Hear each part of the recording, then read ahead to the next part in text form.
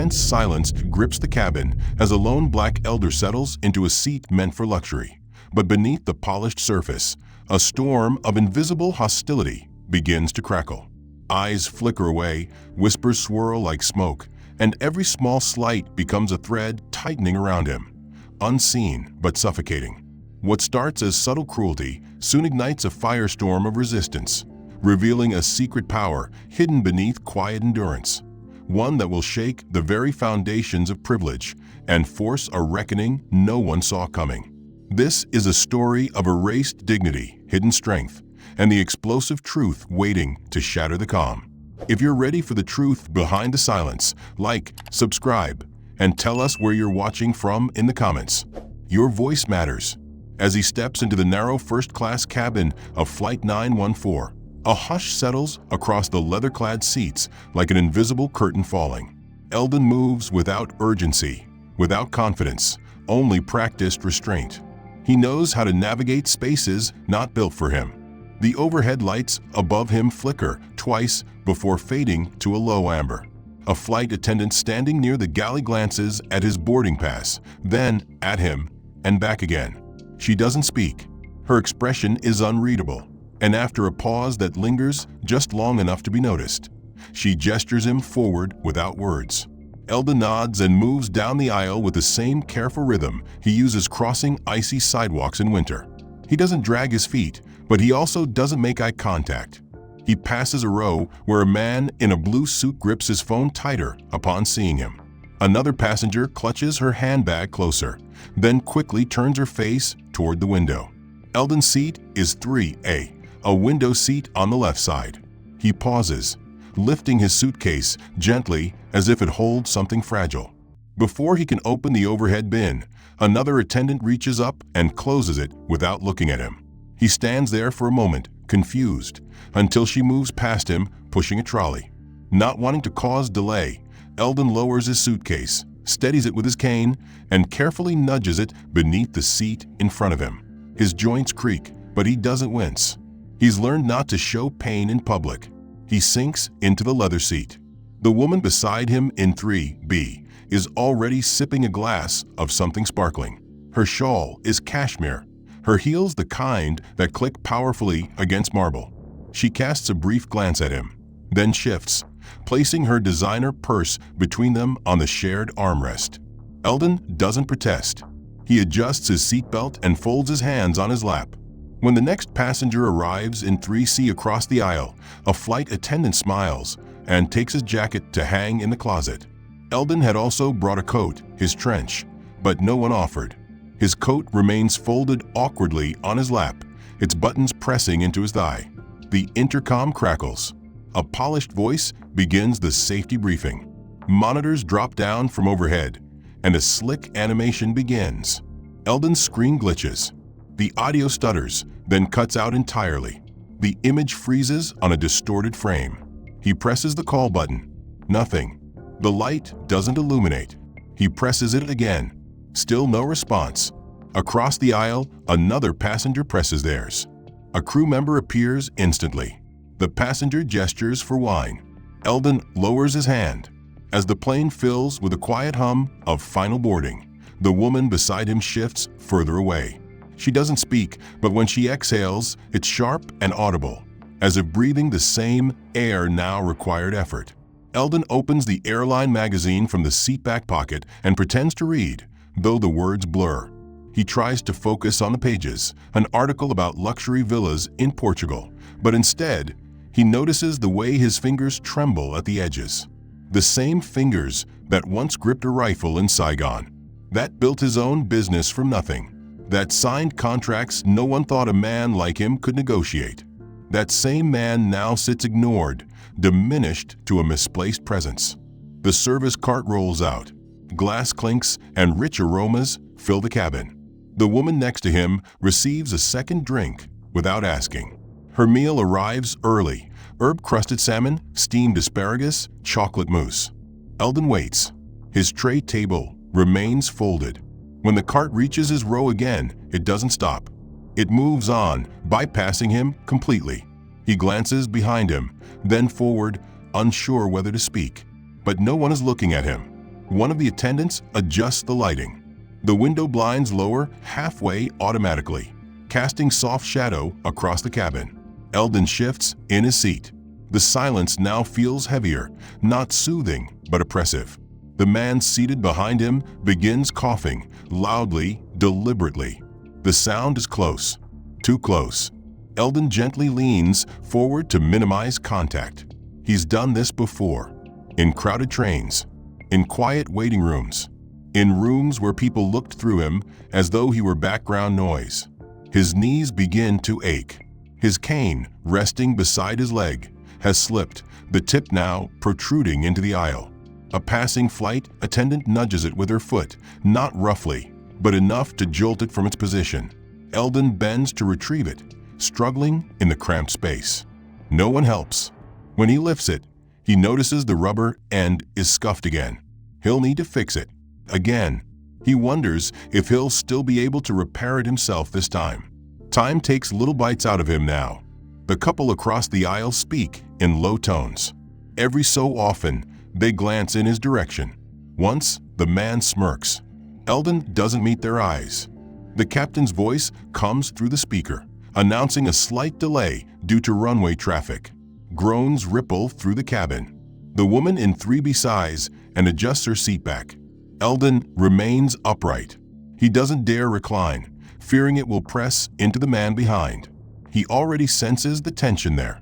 The tray, heavy with neatly rolled cloths emitting thin trails of steam, stopped beside his row for a split second. One of the attendants, a young man with bright teeth and an overly polite smile, held out a towel to the passenger beside Eldon, nodded, and then, without acknowledging, the empty hands folded quietly in Eldon's lap, pivoted the cart and glided forward.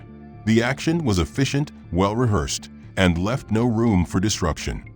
Eldon watched the attendant walk away, saw how each passenger ahead of him patted their faces or laid the hot towel over closed eyes, indulging in a tiny luxury that had somehow passed him by like a door shutting in silence. Still, he said nothing. His fingers lightly brushed the inside of his palm, a nervous gesture from decades ago that had never quite faded. He looked down at the closed tray table before him, then glanced sideways at the woman beside him. She had reclined her seat slightly now, legs crossed, towel gently draped along the ridge of her neck like a shawl. She scrolled through a catalog of wine pairings on her screen, occasionally tapping at the interface with a manicured finger. Eldon turned to his own monitor. He hadn't touched it since the safety video had glitched and cut out earlier. He reached forward, tapped the power button, then tapped again. The screen buzzed briefly to life, but immediately launched into a menu entirely in Spanish. He blinked, confused for a moment, and touched the language settings. The panel didn't respond. He tried again, a little more firmly, but it remained frozen in that language loop. After several failed attempts to navigate back to the English menu, a strange prompt appeared. Ingres su numero de viajero frequent para continuar. Enter your frequent flyer number to continue. Eldon stared at it, trying to make sense of what was happening. He'd never once been asked for a code to access a screen, especially not in first class. It was something he remembered reading about in lower-tier fares, economy basic, where limited entertainment came only with account verification. But this was different. This was specific. His seat, his screen, this message. He knew what it meant, even if no one had spoken it aloud. He reached into the inside pocket of his coat and pulled out his wallet. Inside was his membership card, gold tier, embossed with years of travel and service. He held it for a moment, debating whether to comply or let it go. Ultimately, he slid it back into the leather fold and closed the screen altogether. There was no point in proving what should already be seen. He settled back in his seat, hands returning to his lap. The buzz of the aircraft settled into a steady background hum, but inside his chest was a hollow ache that deepened with each small exclusion. The woman in 3B shifted again, bringing her shawl higher up her shoulders. As she did, the edge of the fabric brushed against Eldon's arm. She frowned, not at him directly, but at the sensation, and adjusted herself further away. Eldon didn't react. He didn't apologize. He simply moved his elbow toward his body, minimizing his presence as much as possible. There was a strange irony in how easy it was to be treated like furniture and yet still be seen as intrusive. Moments later, a different attendant came down the aisle offering newspaper selections. She approached Eldon's row but skipped his seat entirely, extending copies only to the man behind and the woman beside him. The glossy pages rustled as she continued.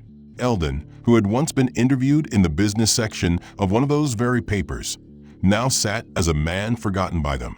He looked across the aisle and watched a couple lean into each other, laughing quietly at something on their shared screen. Another woman a few seats up opened a laptop and began reviewing slides for a corporate meeting. Flight 914, like every other first-class section he had flown in before, was filled with the confident, the dressed for somewhere important, the loud but just polite enough voices that knew their worth would be validated with service. For Eldon, that validation never came. A passing child trailed a small rolling suitcase past his seat, giggling, and tugged on the curtain between classes. The flight attendant gently redirected the child with a chuckle, but when she turned around and caught sight of Eldon watching, her face returned to stillness, a professional blankness, but one not free of implication, the kind of look that asked silently why someone like him might be staring. The curtain separating first class from the rest of the plane flapped as someone entered from economy to use the forward lavatory. A crew member stepped forward immediately, blocking the path, reminding them this restroom was for first class only. The passenger turned around without protest. Eldon had seen this before. Gatekeeping dressed up as efficiency.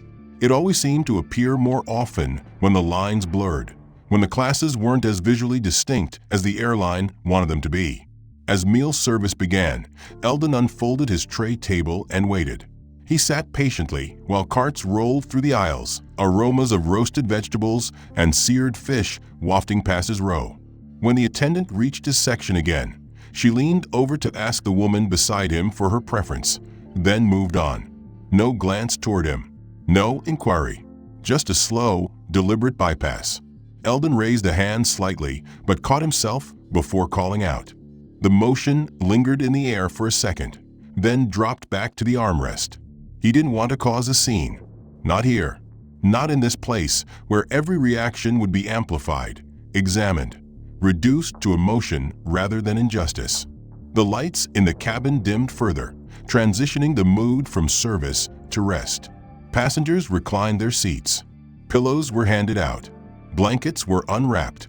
And still, Eldon sat upright, the chill of the cabin pressed through his coat.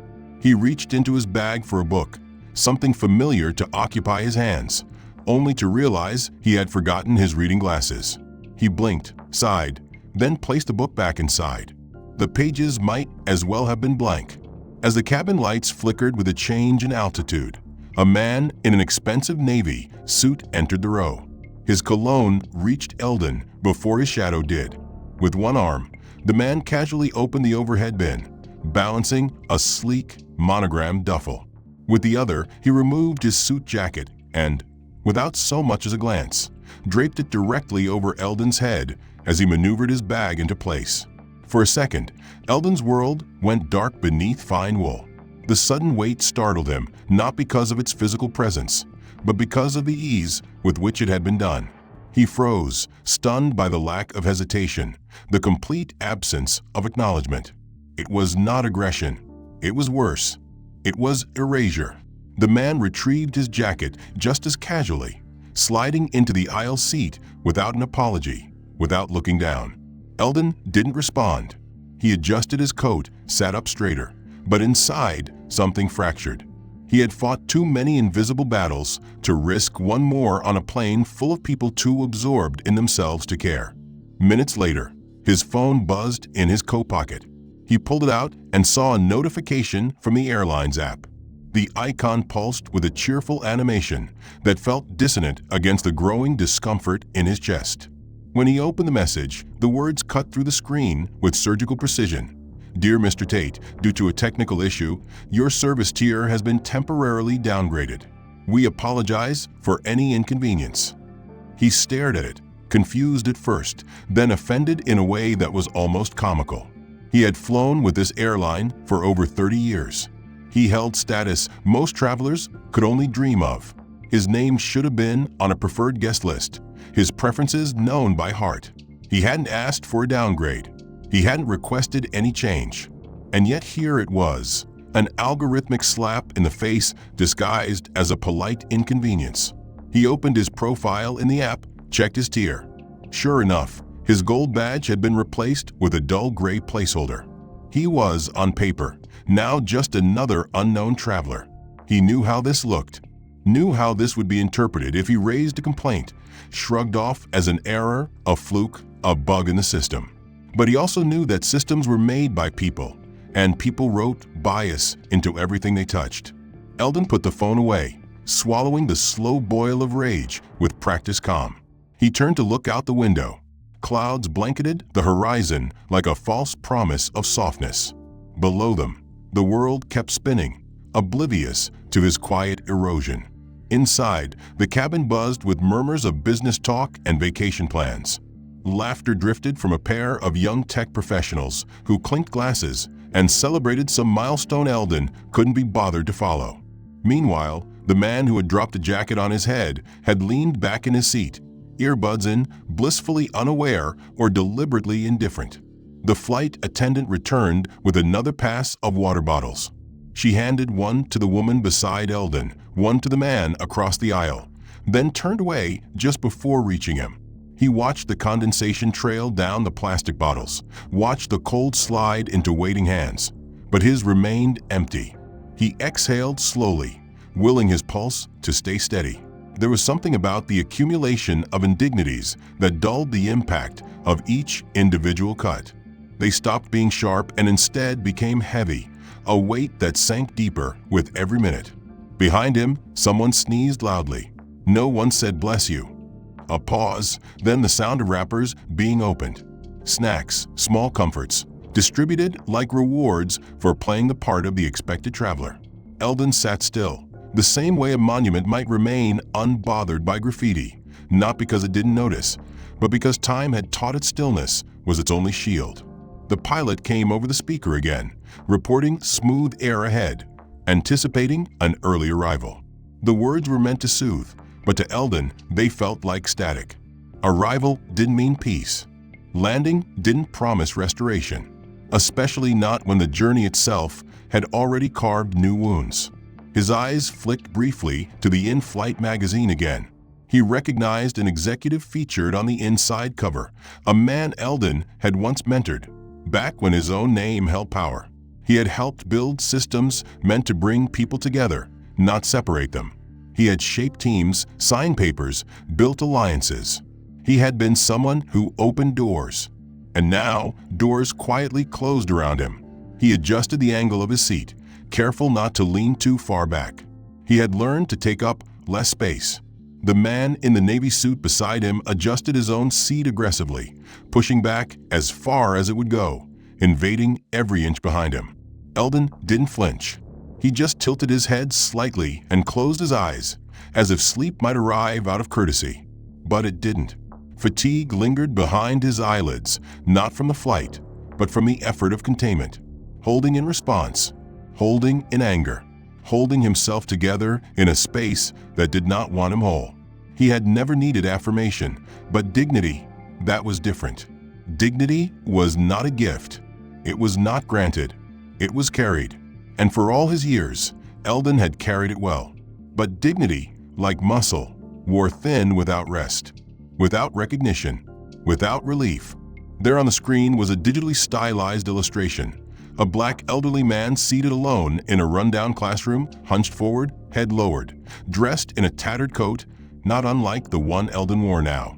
The resemblance was undeniable. Though it wasn't a photograph, the likeness was too precise to be coincidence. His features, the slope of his shoulders, even the subtle curve of a scar on the cheek, everything mirrored him, only rendered in soft, slightly cartoonish strokes. It was the kind of image meant to evoke sympathy, perhaps even inspire donations. But seeing it broadcast to every seat in the first-class cabin made Eldon's stomach tighten with shame. The figure looked lost, misplaced, surrounded by signs of struggle and condescension cloaked as charity. Passengers watched with polite detachment. A few tilted their heads at the screen, murmuring to one another. One woman nodded as if in approval, then opened her wallet and slipped a few bills into the donation envelope clipped to her tray. The man across the aisle chuckled softly to himself, shaking his head with a smug grin, and muttered a comment to his neighbor, who laughed behind her hand. No one looked at Eldon directly, but he felt the invisible thread being drawn between that image and his presence. No one had taken the time to ask whether that image was appropriate, whether it represented a dignity stripped in the name of cause marketing. No one asked if the person watching might be more than just a subject of pity. Eldon didn't react outwardly. He focused on the safety information card in the seat pocket before him, reading the instructions as though they were new, as though his mind weren't flickering with memory and frustration. He'd given to charity his entire life. He'd built a fund that supported veterans' education, had funded scholarships anonymously. But that wasn't what anyone saw now. They saw the coat, the cane, the age, and now this illustration, a manufactured portrait of vulnerability designed by a marketing team that had never looked someone like him in the eyes. When the slideshow ended, the attendant resumed service as though nothing had happened. The brightness in her voice returned, and the cabin chatter slowly filled back in, oblivious to the weight that had landed on Eldon's shoulders. He shifted in his seat, glanced toward the lavatory, then slowly rose to his feet. His back ached as he straightened. The aisle was partially blocked by a service cart. A flight attendant paused her conversation with another crew member and glanced toward him, then looked away as if hoping he'd simply wait quietly. Eldon didn't make a scene. He returned to his seat, lowered himself slowly, and clasped his hands together to still their tremor. Moments later, another issue surfaced. The woman across from Eldon had ordered a special vegan meal prior to the flight. As the cart approached, her tone sharpened. She had not received it. The attendant looked through the meal list, eyes scanning the manifest. A short silence followed. Then her gaze flicked, just for an instant, toward Eldon. The woman followed the glance. Her expression shifted, disbelief, then assumption. She looked at Eldon not with anger, but with something colder. Dismissal, as if the problem had a face now. She didn't speak directly to him, just made a sharp comment under her breath. Eldon kept his head low. The attendant murmured something quickly and moved to the galley. Within minutes, a replacement dish arrived. The matter was dropped, but Eldon knew what had happened. Someone, perhaps intentionally, had registered the wrong passenger name to that meal, and no effort had been made to correct it. This was the fourth small humiliation in under 2 hours. They were never enough to spark outrage. They were not slurs, not shouts, not broken laws. They were microfractures, tiny, deliberate fractures in the architecture of belonging. He was being worn down by 1,000 cuts, each carried out with a smile or silence. And there was no defense against them. If he complained, he would seem bitter. If he protested, he would become a problem.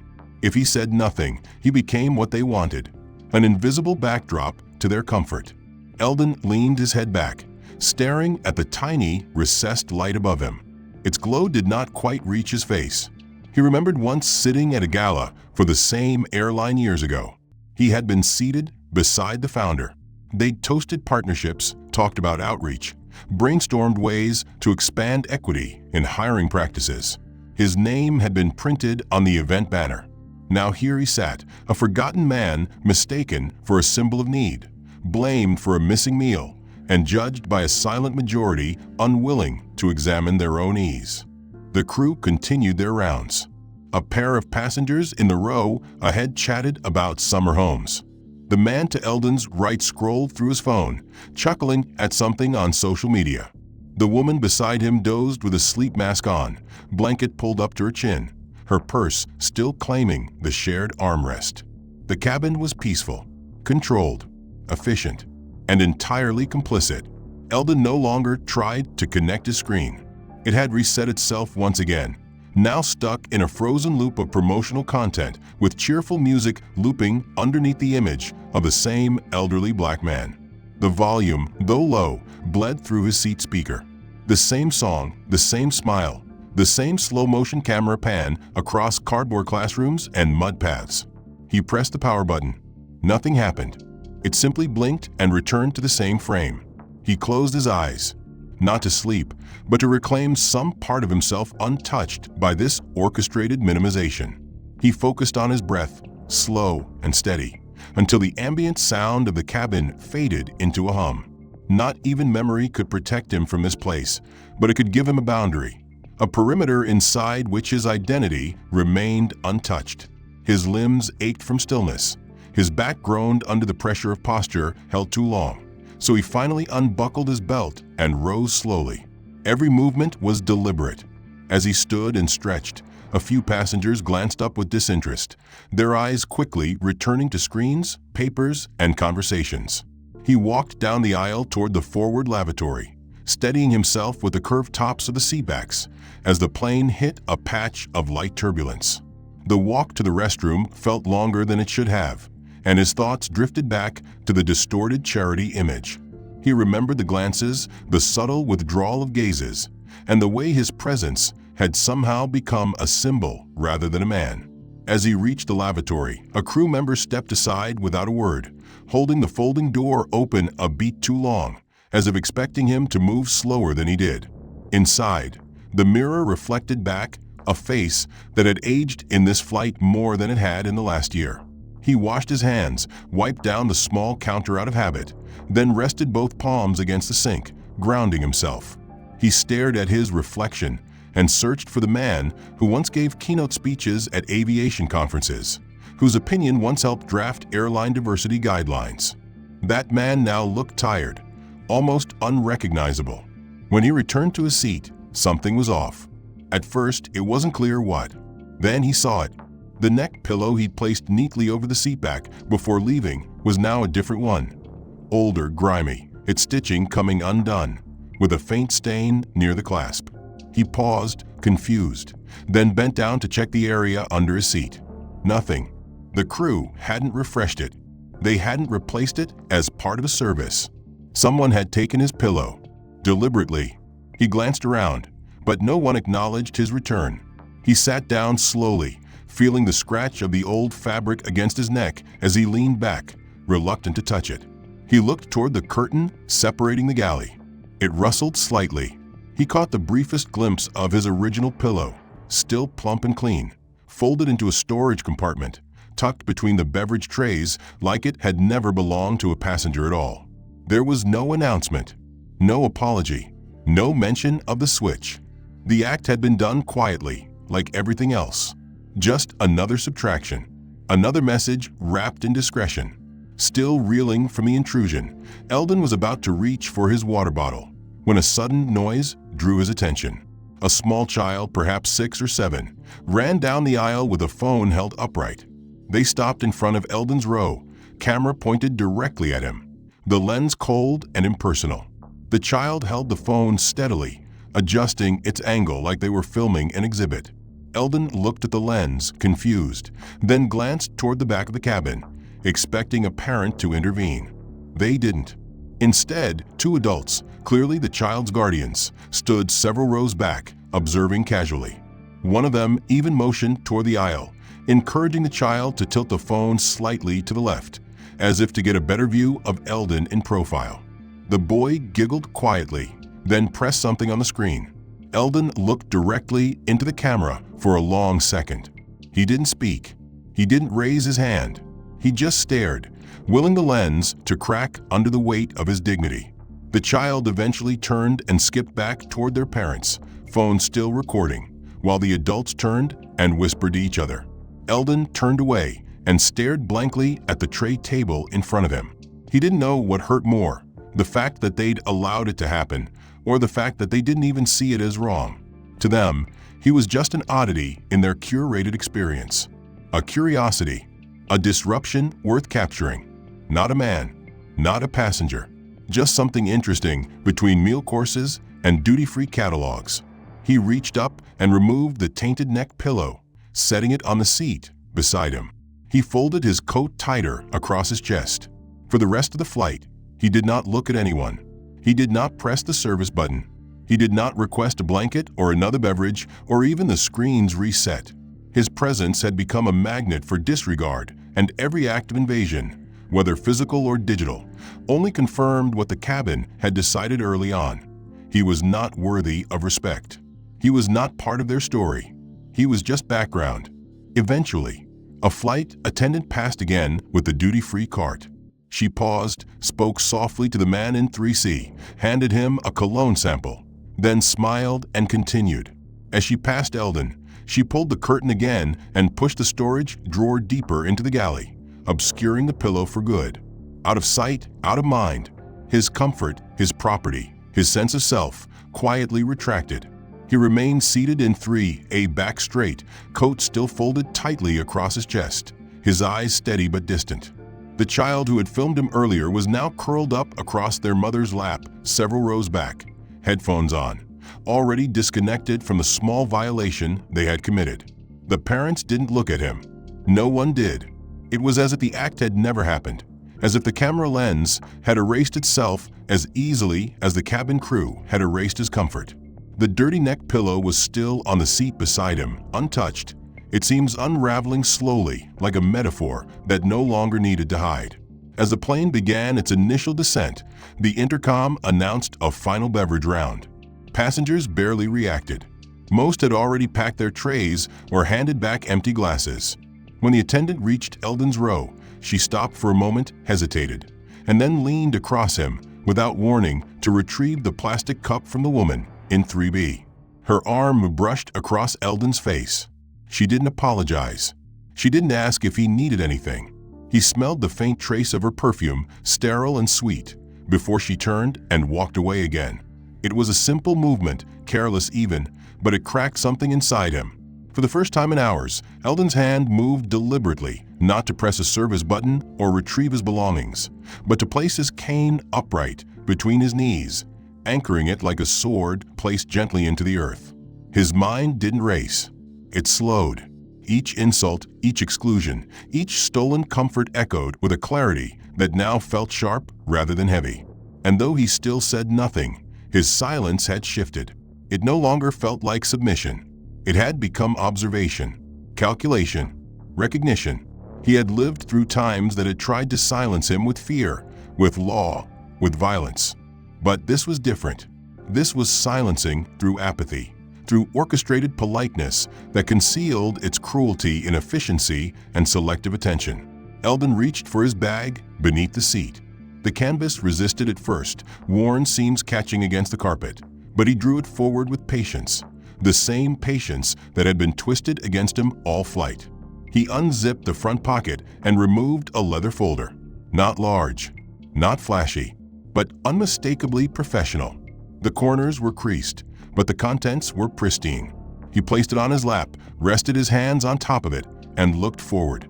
The lights had shifted again, now set for landing. Overhead bins were being latched. Monitors were flicking to airline logos. Announcements came and went, but Eldon didn't react to them. He watched the aisle, waiting. As the plane made its final approach, the man in 3C, the same one who had dropped his coat on Eldon's head, stood to retrieve his bag. The seatbelt sign was still on. The cabin crew did nothing. Eldon's eyes followed him for a moment. He wondered how many more rules could be selectively enforced on this flight without consequence. The man rummaged through the overhead bin, knocking Eldon's cane slightly in the process. He said nothing, gave no glance of apology, then returned to his seat with a satisfied grunt. Eldon adjusted the cane without looking down. The woman beside him, who had avoided eye contact since boarding, sighed in frustration as she scrolled through her phone. A missed call. She cursed softly under her breath. In that moment, Eldon saw her as she truly was, not malicious, not cruel, but complicit. Someone who had witnessed everything and chosen comfort over conscience. Someone who would leave the plane and tell herself she hadn't noticed anything unusual. The plane touched down with a gentle thud. Brakes hissed. The cabin filled with a shuffle of motion. Seatbelts unfastened too early, bodies leaning forward, bags being pulled down with impatient hands. Eldon remained still. He didn't rise. He waited until the aisles were half cleared, until the flurry of goodbye pleasantries began between flight attendants and departing passengers. Then, slowly he stood. The motion wasn't labored this time. It was deliberate. He slid the leather folder into his coat, adjusted the strap on his bag, and stepped into the aisle. As he moved toward the exit, the flight attendants stood at attention by the cockpit door. Their smiles were polished, ready for their final wave. When Eldon approached, one of them finally looked him in the eye. It was the first time since boarding. She hesitated. A pause. Recognition, perhaps, or discomfort. But she said nothing. The other attendant glanced at his name tag, barely visible on the folder now pressed to his chest, but also didn't speak. Eldon stopped just briefly, his face unreadable, then nodded once, slowly, and walked past them without a word. The bridge to the terminal was quiet, a corridor of artificial light and stale air. But with every step, Eldon felt the weight of the flight slew off like a second skin. He didn't feel vindicated. Not yet. But he felt seen, in his own eyes, if no one else's. He walked with the confidence of someone who had endured not out of weakness, but out of strategy. Patience was his armor. Restraint had been his weapon. As he reached the terminal, a gate agent stood near a computer kiosk. She was distracted, scrolling through a tablet. Eldon approached calmly and asked if the flight manager was available. His voice was smooth, measured, but impossible to ignore. The agent looked up, surprised. Something in his tone suggested authority. She nodded quickly and made a call. Within minutes, a uniformed supervisor emerged from a door near the gate.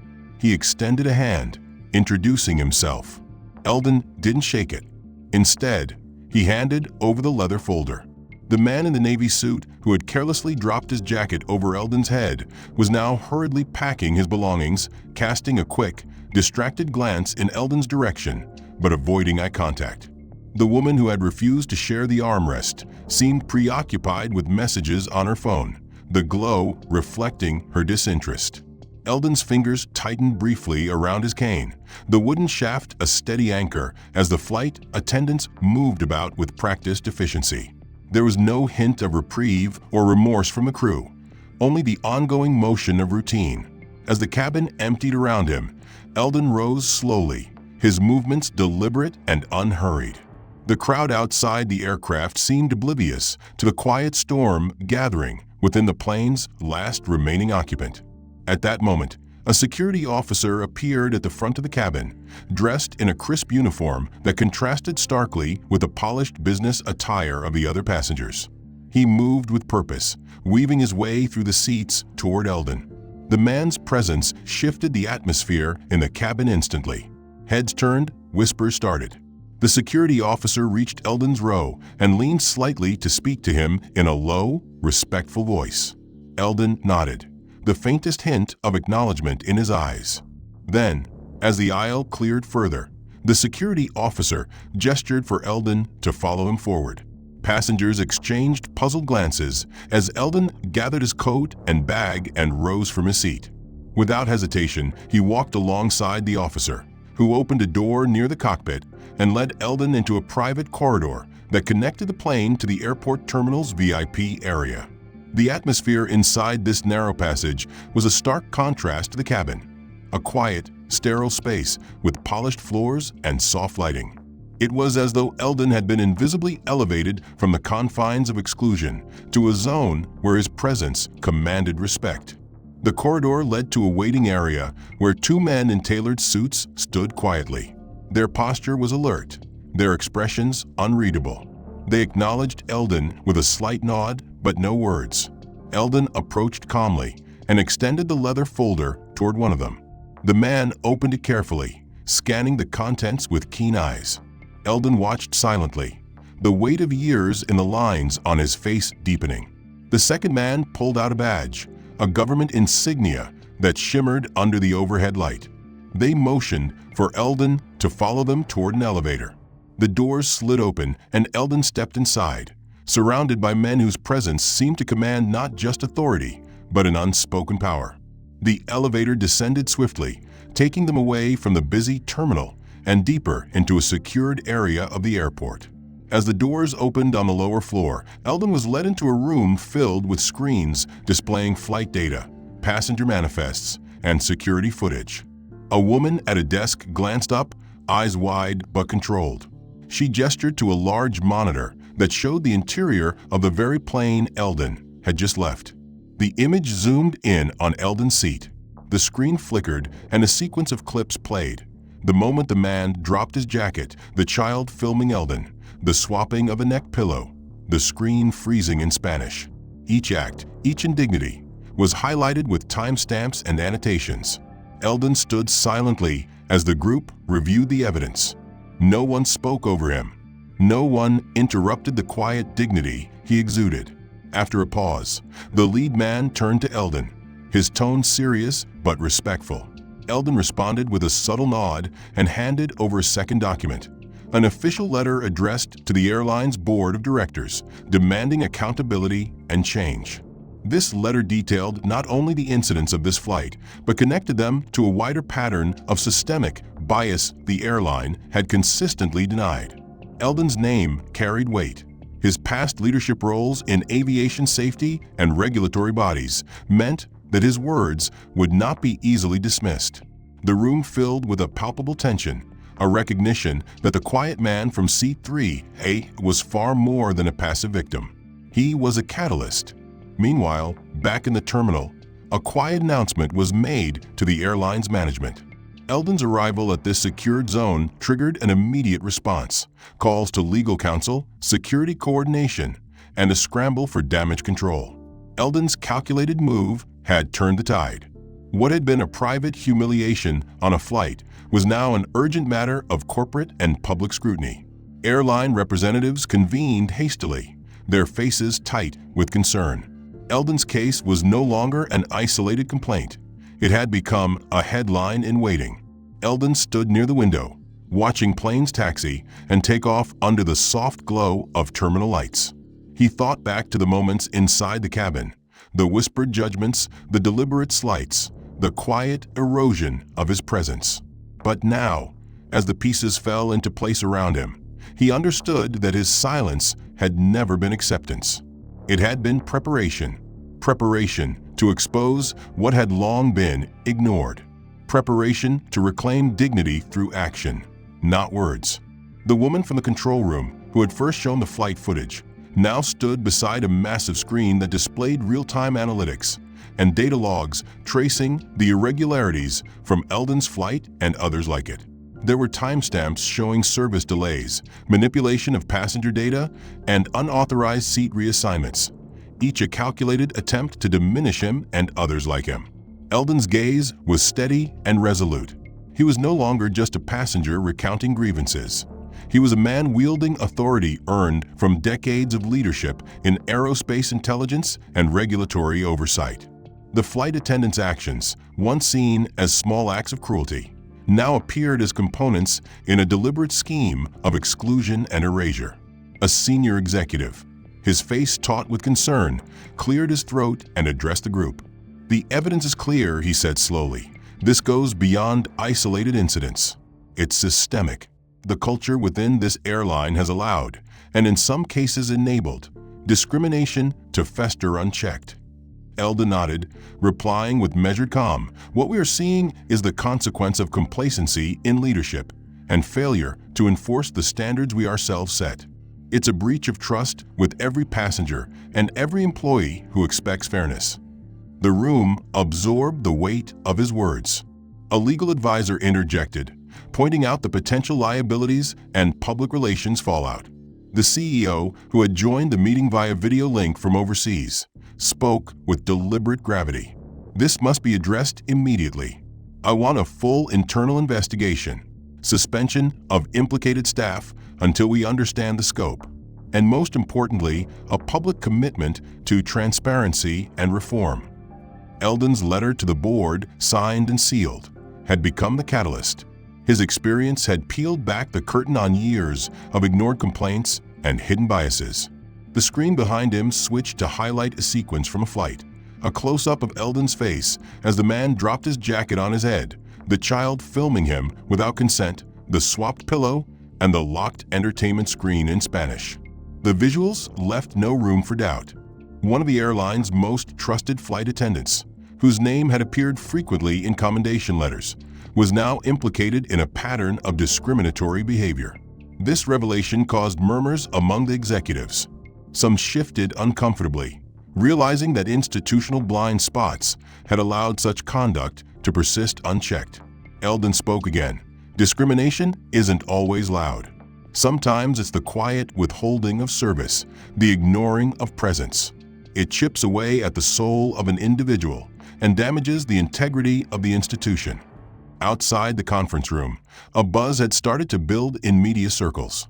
Anonymous tips had surfaced, and whispers of Eldon's involvement had begun circulating among journalists who had long sought evidence of systemic issues within the airline industry. His story was no longer a private fight. It was becoming a public reckoning.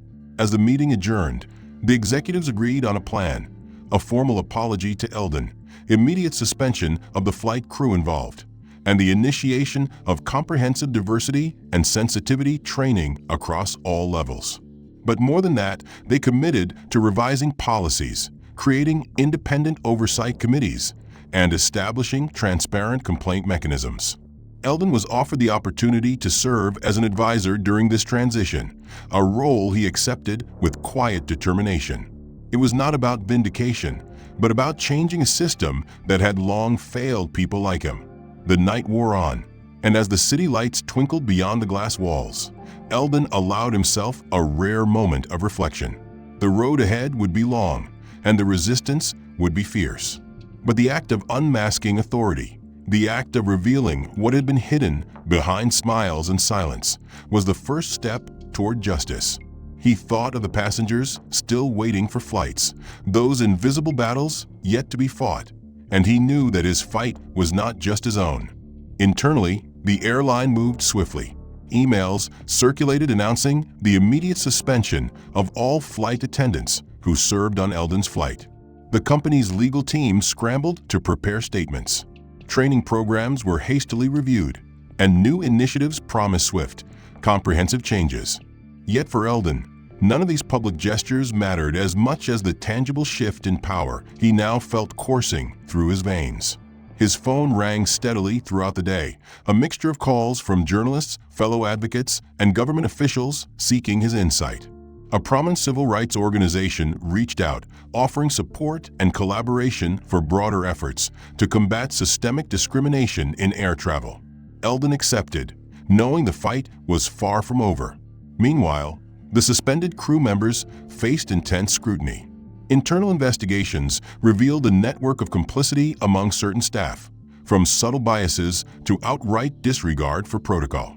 One flight attendant who had once worn a badge of commendation found herself in tears during an interview, confronted with undeniable proof of her actions' impact.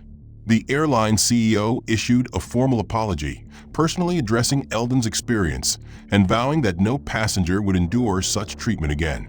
He announced the creation of an independent oversight committee, including members from diverse backgrounds and civil rights advocates, to monitor and enforce equitable treatment across all flights. The news fueled a wider conversation about racism and exclusion in the travel industry. Eldon was invited to speak at conferences and panels, sharing his story and emphasizing the importance of vigilance and accountability. His measured words resonated deeply, inspiring many to re-examine their own assumptions and systems. Yet, behind the scenes, Eldon remained grounded. He returned to his quiet routines, his home filled with mementos of a life both ordinary and extraordinary. The scars on his face and heart served as reminders of battles fought and victories won, not for fame, but for justice. The power reversal was not about vengeance. It was about reclaiming dignity and ensuring future generations would not face the same erasure. In meetings with airline leadership, Eldon advocated for concrete policy changes, transparent reporting of complaints, anonymous feedback channels, ongoing cultural competency training, and a zero-tolerance stance on discrimination. He pushed for reparative measures, including compensation for affected passengers and community outreach programs. His influence extended beyond the airline. aviation regulators began reviewing standards nationwide, spurred by the momentum Eldon's case had created. The ripple effects reached lobbying groups and legislators, prompting discussions about new laws to protect passengers from discrimination in air travel. On a personal level, Eldon found solace in the knowledge that his ordeal had sparked something larger. He remained humble, insisting that the credit belonged to those who refused to stay silent and to the power of documented truth. Yet in quiet moments, he allowed himself to feel the full weight of what he had accomplished, a triumph born not from confrontation, but from resilience, preparation, and unwavering resolve. As the months passed, Eldon watched the airline slowly implement reforms. Some progress was slow, some resistance was palpable, but the trajectory was undeniable. He often reflected on the flight where his dignity had been challenged and how that moment had transformed into a catalyst for change. His story became a beacon for others, proof that even the quietest voice could reverberate through the halls of power if carried with conviction. The months following Eldon Tate's courageous stand were marked by a transformation not just within a single airline, but across an entire industry long resistant to change. What began as a private battle for dignity on a single flight had grown into a widespread reckoning, exposing systemic failures and forcing leaders to face uncomfortable truths. Eldon, now recognized not only as a survivor, but as a catalyst for justice, moved deliberately through this new chapter of his life with a calm resolve that belied the turbulence beneath. Airlines convened panels to rewrite policies, emphasizing equity and inclusion as core values rather than mere public relations slogans. Transparent mechanisms were established, enabling passengers to report mistreatment without fear of dismissal or reprisal. Eldon worked closely with regulatory bodies to ensure enforcement of these new standards, pushing for legislation that codified protections for travelers against discrimination. His advocacy reached classrooms and boardrooms alike, inspiring educational programs that addressed unconscious bias and the culture of silence that had allowed injustice to persist for so long. Meanwhile, the airline where Eldon's ordeal began issued a formal public apology to him and to all passengers who had suffered similar indignities. The suspended flight attendants faced internal disciplinary measures, ranging from retraining to permanent dismissal.